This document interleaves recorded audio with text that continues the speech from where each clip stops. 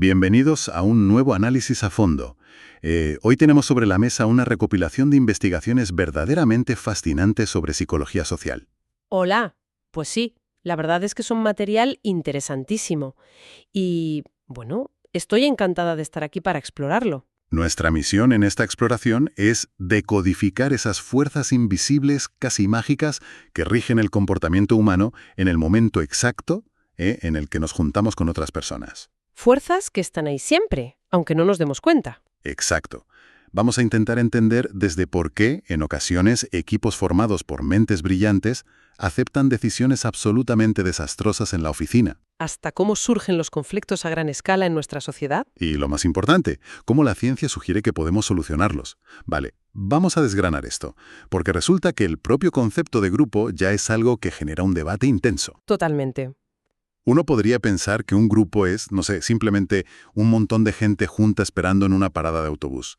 Pero la ciencia del comportamiento nos dice que la cosa es mucho más compleja, ¿verdad? A ver, ese es un punto de partida fundamental. Las personas en una parada de autobús son solo un agregado de individuos. Para que exista un grupo real, tiene que haber interacción, cierta estructura y una influencia mutua. Claro, no es solo estar físicamente en el mismo sitio. Justo. De hecho, existe un debate académico interesantísimo sobre cuál es el tamaño mínimo de un grupo.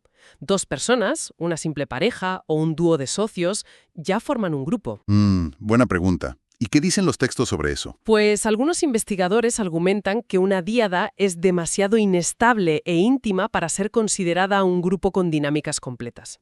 Si uno se va, el grupo desaparece. Tiene sentido. Pero, por otro lado, otros defienden que operan bajo las mismas reglas psicológicas que un comité de 10 personas. Pero luego llega el enfoque cognitivo, liderado por teóricos como Turner, que le da una vuelta de tuerca a todo esto. Exacto. Esa parte, la verdad, me voló la cabeza. La idea de que ni siquiera hace falta interactuar físicamente con alguien para formar un grupo. O sea, que el grupo existe primero en la mente. Eso es. Basta con que varias personas se perciban a sí mismas como parte de la misma categoría social. Comprender esta dinámica es el atajo definitivo para que quienes nos escuchan puedan navegar con mucho más éxito en sus reuniones de trabajo, en sus círculos sociales y, bueno, en la complejidad del día a día. Y en una sociedad tan cargada de información como la nuestra, aún más. Totalmente. Porque en el momento en que nuestra mente dice «nosotros», la maquinaria de la influencia social se enciende automáticamente. Y ahí es donde entran dos caminos muy distintos, la influencia informativa y la normativa. ¿Cómo funcionan exactamente en la práctica? Es una distinción brillante de la psicología social. Empecemos por la influencia informativa, que nace de una necesidad humana muy básica, la necesidad de tener razón, de entender la realidad. Queremos saber qué está pasando, claro. Exacto. Cuando nos enfrentamos a una situación ambigua o nueva, donde no sabemos cómo actuar, buscamos pistas observando a los demás. El experimento clásico que demuestra esto es el efecto autocinético de Sheriff. Ah, ¿el de la habitación a oscuras? Ese mismo. Imagina la escena. Meten a varias personas en una habitación completamente a oscuras y les proyectan un único y minúsculo punto de luz en la pared. Por una ilusión óptica natural de nuestros ojos, al no tener puntos de referencia en la oscuridad, parece que ese punto de luz se mueve, aunque está totalmente fijo. Y claro, si le preguntas a cada persona por separado cuánto se ha movido, cada uno dirá una cosa distinta, ¿no? Exactamente. Al principio, en solitario, las estimaciones variaban muchísimo. Unos decían 2 centímetros, otros 10, pero el giro llega cuando los investigadores les piden que den sus respuestas en voz alta, escuchando lo que dicen los demás. ¿Y qué pasó ahí? Lo que ocurrió fue que las respuestas empezaron a converger rápidamente, hasta crear una especie de norma común. Como la situación era confusa, la gente utilizaba la información de los otros como evidencia válida de la realidad. Pensaban, si todos ven que se mueve 5 centímetros, mi percepción inicial debía estar equivocada. Justo eso. Es como cuando vas a un país extranjero, no sabes si hay que dejar propina, ves que el de la mesa de al lado deja unas monedas, y tú haces lo mismo asumiendo que esa es la regla correcta. Tiene todo el sentido. Es un mecanismo de supervivencia casi. Pero luego tenemos la otra cara de la moneda, la influencia normativa, que me parece mucho más inquietante. Sé que hay un experimento famosísimo sobre esto, el de las líneas de Solomon Asch, pero confieso que siempre me ha parecido increíble que la gente mienta sobre algo que está viendo claramente con sus propios ojos. Es que es tela marinera.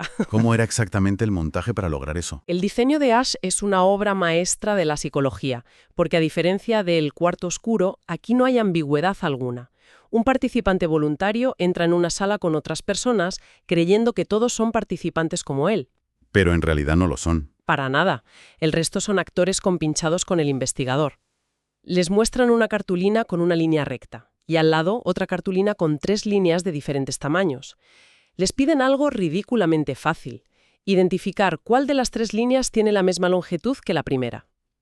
Es obvio a simple vista. Totalmente. Si haces esto solo, aciertas el 99% de las veces.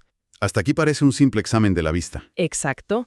Pero empieza el experimento. Y los actores, uno tras otro, empiezan a dar la misma respuesta incorrecta en voz alta. Lo hacen con total seguridad. Y el verdadero participante es siempre el penúltimo en hablar. Madre mía, ¿la tensión? Imagina, estás viendo claramente que la respuesta correcta es la B, pero 5 personas antes que tú acaban de decir con total convicción que es la C. Empiezas a sudar. El resultado es asombroso. Frente a esa presión, 1/3 de las respuestas totales de los participantes fueron erróneas a propósito. ¿1/3? Es una barbaridad. Y alrededor del 75% de las personas cedió y dio una respuesta incorrecta al menos una vez a lo largo del experimento. No lo hacían porque creyeran estar equivocados, lo hacían puramente por el deseo de aprobación social. Para no desentonar, para no ser el raro del grupo. Exactamente. Es la presión de grupo en su estado más puro. Nos aterra tanto el aislamiento social que preferimos negar la evidencia física frente a nuestras narices.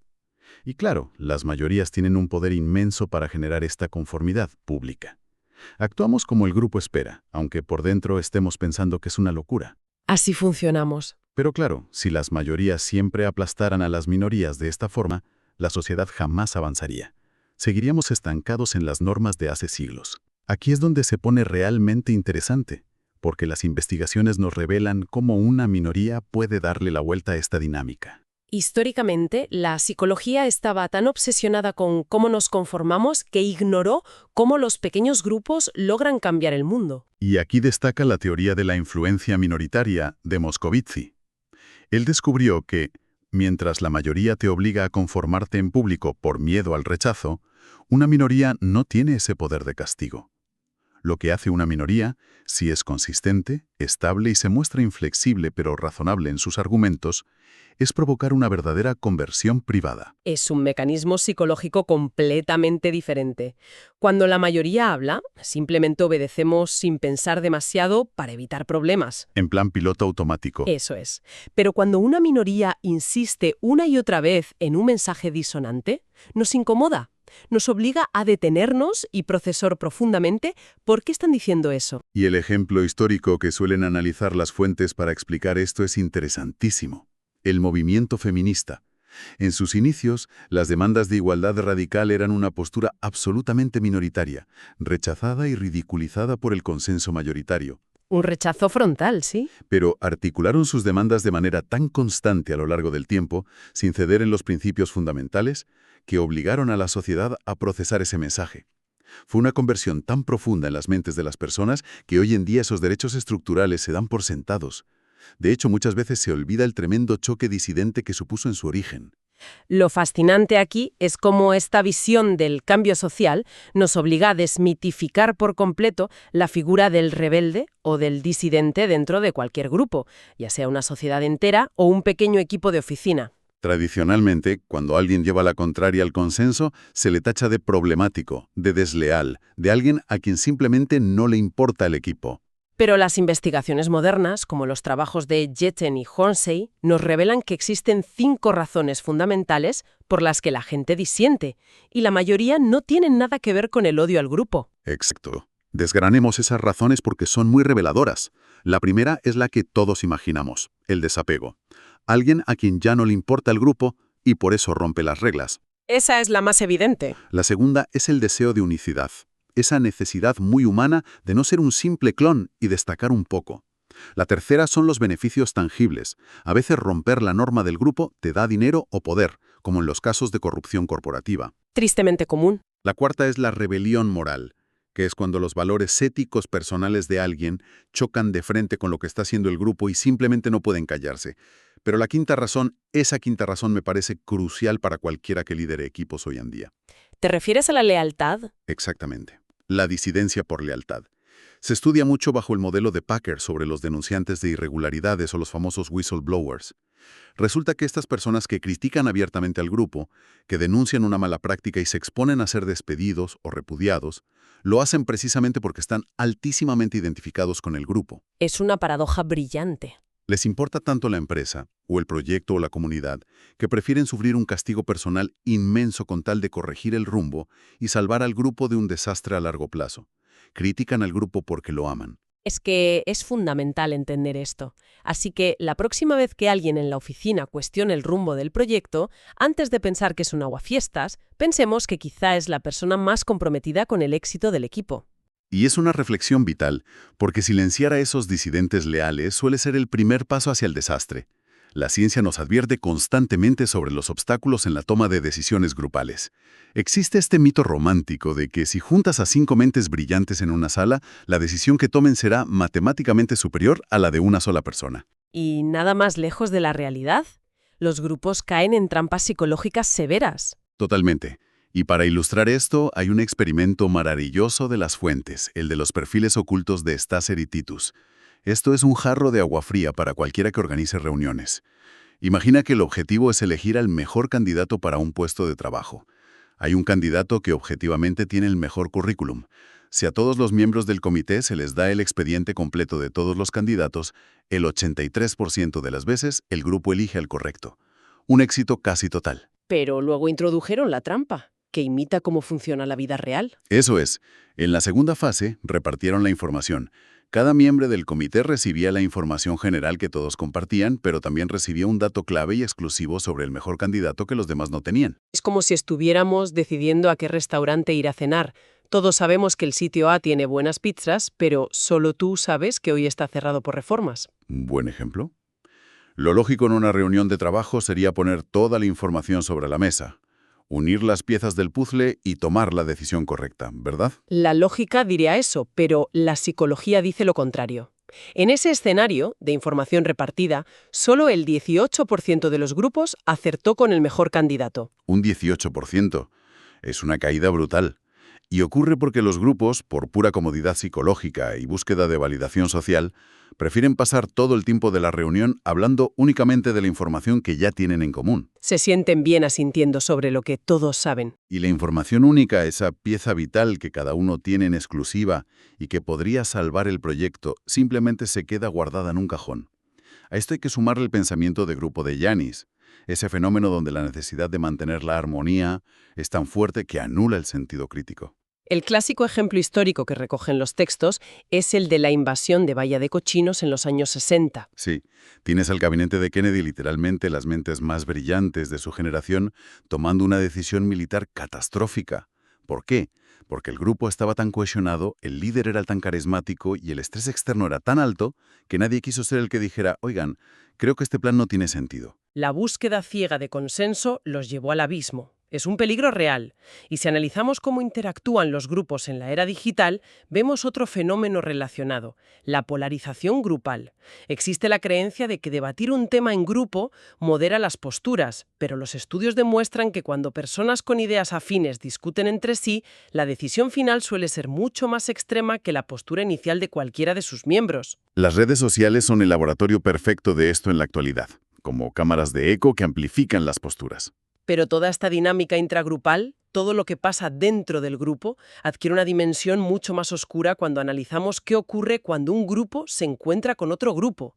Entramos en el territorio del conflicto. Y para entender el origen del conflicto intergrupal, hay que hablar del famoso experimento del campamento de verano, la teoría del conflicto realista de Sheriff. Esto es digno del guión de una película. Desde luego. Juntaron a 22 niños de unos 11 años, chicos completamente normales, sin problemas de conducta, todos de entornos muy similares. Los dividieron aleatoriamente en 2 grupos. Durante los primeros días los mantuvieron separados. Cada grupo creó sus propias reglas, eligieron líderes, se pusieron nombres como las águilas y los serpientes, todo muy normal. Pero entonces los investigadores introdujeron la competencia. Y no cualquier competencia. Juegos de suma cero, donde para que un grupo gane el trofeo y las navajas de premio, el otro grupo tiene que perder. Exacto. El resultado fue espeluznante por lo rápido que escaló. Surgió una hostilidad instantánea. Empezaron con insultos, luego a quemar las banderas del equipo contrario y terminaron en agresiones físicas reales en el comedor. Los investigadores habían creado un odio tribal de la nada, simplemente haciendo que compitieran por recursos limitados. La conclusión inicial era evidente. La competencia por recursos escasos genera conflicto. Es una conclusión sólida, pero unos años después, la psicología social dio un paso más allá. La teoría de la identidad social, desarrollada por Tachfeld, demostró con el paradigma del grupo mínimo algo mucho más inquietante. Y es que ni siquiera hace falta que haya recursos reales en juego para que surja la discriminación. ¿Cómo lo demostró? Tachfeld llevó a adultos a un laboratorio y los dividió en grupos basándose en criterios absolutamente absurdos. Por ejemplo, les mostraba cuadros de pintura abstracta y los dividía entre los que preferían a Klee o a Kandinsky. Criterios sin ningún peso emocional ni histórico. Una categorización completamente vacía. Totalmente vacía. Luego les daba a los participantes la tarea de repartir puntos entre miembros anónimos de su propio grupo y miembros del otro grupo. Estos puntos no se traducían en dinero, no tenían valor real. Lo lógico sería pensar que repartirían de forma equitativa, ¿no? Claro, si no hay dinero de por medio. Pues los resultados mostraron que la gente favorecía sistemáticamente a su propio grupo. Pero lo más revelador fue la estructura de ese favoritismo. A menudo, los participantes preferían ganar menos puntos en total para su propio grupo con tal de maximizar la diferencia con el grupo rival. O sea, si tenían la opción de llevarse 12 puntos y darle 11 al rival, o llevarse 11 puntos y darle solo 9 al rival, elegían la segunda opción. Exactamente. Sacrificaban ganancias absolutas por la simple satisfacción psicológica de quedar por encima del otro. Preferían ser más pobres siempre y cuando el otro fuera aún más pobre que ellos. Es alucinante. Entonces, ¿qué significa todo esto para el mundo real? Porque fuera del laboratorio las diferencias no son cuadros de Kandinsky. Hablamos de jerarquías sociales, económicas o raciales muy marcadas, donde hay grupos de alto estatus y grupos de bajo estatus. La psicología social ha clasificado las reacciones a esta desigualdad en 3 grandes estrategias. Es importante reportar esto de forma imparcial, tal como lo recoge la fuente. La primera es la movilidad individual. Es cuando una persona intenta escapar de su grupo de bajo estatus para ser aceptada por el grupo dominante. Esto a veces implica ocultar las propias raíces o características, como alguien que oculta su origen socioeconómico en una entrevista de trabajo. Eso es. La segunda estrategia es la creatividad social. Aquí no intentas cambiar de grupo ni luchar directamente, sino que cambias la métrica con la que se juzga el valor. Un buen ejemplo de eso que analizábamos antes sería el movimiento Body Positivity.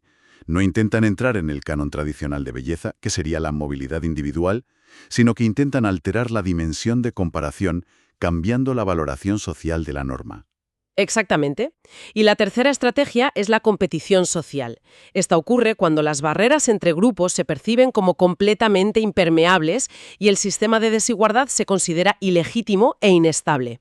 Es entonces cuando surge la confrontación directa, a menudo a través de movimientos sociales o protestas. Una lucha por cambiar la jerarquía. Y es crucial entender esto, porque cuando la competición social se mezcla con narrativas extremas, podemos llegar a escenarios verdaderamente oscuros.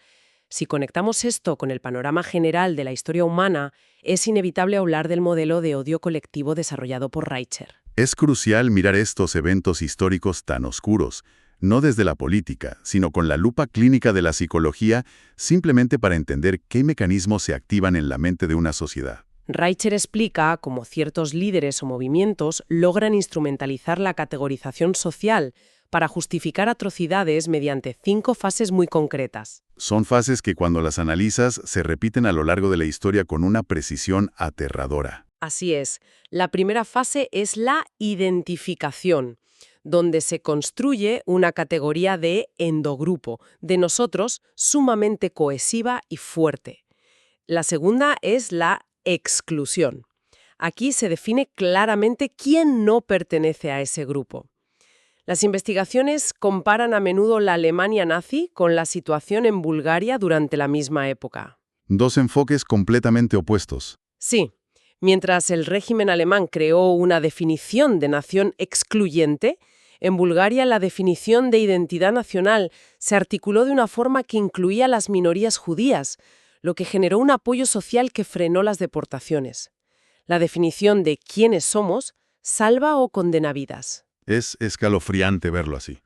¿Y la tercera fase? La tercera fase es la amenaza, donde se presenta a ese grupo excluido no solo como diferente, sino como un peligro existencial. Aquí entra la deshumanización. Se utiliza propaganda y metáforas para comparar al otro grupo con plagas o enfermedades, como ratas o cucarachas, sacándolos de la categoría de seres humanos. Lo que hace más fácil atacarlos. Claro, la cuarta fase es la virtud, donde el propio grupo se erige como el único defensor del bien, creando un maniqueísmo total. Y la quinta y última fase es la celebración. En este punto, la agresión hacia el otro grupo ya no se ve como violencia, sino que se glorifica como un deber moral absoluto para proteger esa supuesta virtud. Es un proceso de ingeniería social paso a paso. Es un análisis clínico de cómo se construye la arquitectura mental del odio. Deshumanizas al otro, te convences de que tú eres el héroe de la película, y de repente lo inaceptable se vuelve un deber. Es duro de escuchar, pero absolutamente necesario de entender, tal como lo describen las fuentes. Sin duda. Afortunadamente, y para dar un respiro a nuestra audiencia, la psicología no solo se dedica a diagnosticar la enfermedad, sino que lleva décadas buscando la cura. ¿Cómo desactivamos ese nosotros contra ellos? El gran faro de esperanza en la literatura científica es la teoría del contacto de Allport. Básicamente postuló que juntar a personas de grupos enfrentados reduce el prejuicio. Pero ojo, que no es magia. No sirve con poner a todo el mundo en la misma sala de reuniones y esperar a que se hagan amigos. Exacto. El mero contacto físico, si está mal diseñado, puede incluso empeorar la hostilidad, lo que llamamos contacto negativo. Allport identificó que deben darse 4 condiciones indispensables para que el contacto funcione. Cuéntanos cuáles son. Primero, ambos grupos deben tener un estatus igualitario dentro de esa situación. Nadie puede ser el jefe del otro. Segundo, deben tener metas comunes que alcanzar. Tercero, la situación debe requerir cooperación, no competición. Y cuarto, ese contacto debe contar con apoyo institucional o de las autoridades. Volviendo por un segundo al campamento de los niños de Sheriff, esa fue exactamente la cura. Los investigadores intentaron primero que comieran juntos en el comedor o que vieran una película en la misma sala, y solo sirvió para que se tiraran la comida a la cabeza. El contacto simple falló. Como predecía Allport. Pero entonces crearon una emergencia falsa. El camión que traía las provisiones de comida se atascó en el barro. Ninguno de los dos grupos podía sacarlo por sí solo. Tuvieron que unir fuerzas, tirar literalmente de la misma cuerda. Esa necesidad ineludible de cooperar para lograr un objetivo vital, lo que Sheriff llamó una meta supraordenada, fue lo que empezó a disolver los prejuicios. Es un ejemplo perfecto de las condiciones de Allport en acción. Sin embargo, la ciencia contemporánea reconoce que no siempre es posible organizar este tipo de contacto cara a cara. A veces los grupos están segregados geográficamente o la hostilidad inicial es tan alta que intentar juntarlos físicamente es un riesgo enorme. ¿Y qué alternativas nos dan las fuentes? Se han investigado varias. Hablamos del contacto extendido, donde los estudios demuestran que el simple hecho de saber que alguien de tu propio grupo tiene un buen amigo en el grupo rival ya reduce tus propios prejuicios. Interesante. También existe el contacto imaginado, donde realizar ejercicios mentales de simulación de un encuentro positivo tiene efectos empíricos reales en la reducción de la ansiedad intergrupal. E incluso el contacto vicario, a través del consumo de medios de comunicación o vídeos donde se observan interacciones constructivas entre los grupos, o el contacto electrónico. A esto se le suma una idea que me parece de una elegancia brutal, la recategorización de Gardner. Si el fallo en nuestra programación mental es que siempre dividimos el mundo en nosotros contra ellos, el truco no es eliminar las categorías, porque nuestra mente las necesita para funcionar. La solución es crear un nosotros mucho más grande y inclusivo, de empleados de esta empresa, intentando sobrevivir en un mercado difícil. Es elevar el paraguas de la identidad social para meter a los antiguos rivales debajo. Es una estrategia fundamental de liderazgo y resolución de conflictos, transformar las fronteras de los grupos en lugar de intentar borrarlas. Hemos abarcado muchísimo terreno hoy. Para recapitular un poco, hemos empezado entendiendo cómo el simple hecho de sentirnos parte de un grupo es capaz de alterar hasta la forma en que vemos líneas rectas en una pared, por puro miedo a no encajar. Hemos visto también que la disidencia, lejos de ser siempre una traición, puede ser un acto de lealtad extrema para salvar a un equipo cegado por el pensamiento grupal. Hemos desgranado cómo el conflicto surge casi instintivamente e incluso cómo se puede instrumentalizar para generar odio colectivo. Pero terminamos con la certeza científica de que la cooperación enfocada y la creación de metas comunes pueden sanar esas fracturas sociales. Es un recorrido profundo por la naturaleza social del ser humano. Y al observar todo esto, esto plantea una pregunta importante de cara a nuestro futuro más inmediato. Hemos hablado extensamente de cómo nuestra mente, como demostró el paradigma del grupo mínimo, necesita categorizar a los demás como nosotros o ellos y tiende a favorecer al propio grupo con la más mínima categorización arbitraria. Sí, estamos programados para ello. Entonces, si esta dinámica es tan profundamente humana, ¿qué esperanza le queda a la sociedad actual, donde los algoritmos en Internet nos segmentan constantemente en microcategorías digitales hiperespecíficas las 24 horas del día? Es una pregunta muy pertinente. Estamos entrenando psicológicamente a nuestra mente para que sea imposible encontrar esa meta supraordenada que nos vuelva a unir como un solo grupo inclusivo. Es decir, si estamos constantemente divididos en nichos digitales, encontrar un nosotros gigante parece cada vez más difícil. Una reflexión final alucinante que desde luego abre una puerta completamente nueva. ¿Podremos superar esa hipersegmentación algorítmica para encontrar metas que nos unan a todos? Una idea fascinante que dejaremos que nuestra comunidad explore y debata por su cuenta a partir de hoy. Que no es poco trabajo. Para nada. Por hoy nos despedimos con enorme gratitud. Ha sido un viaje revelador por los entresijos de nuestra propia mente y de nuestra sociedad. Como siempre, invitamos a quienes nos escuchan a observar sus propias interacciones esta semana, a no dar nada por sentado y a seguir cuestionando siempre la realidad que nos rodea. Hasta el próximo análisis a fondo.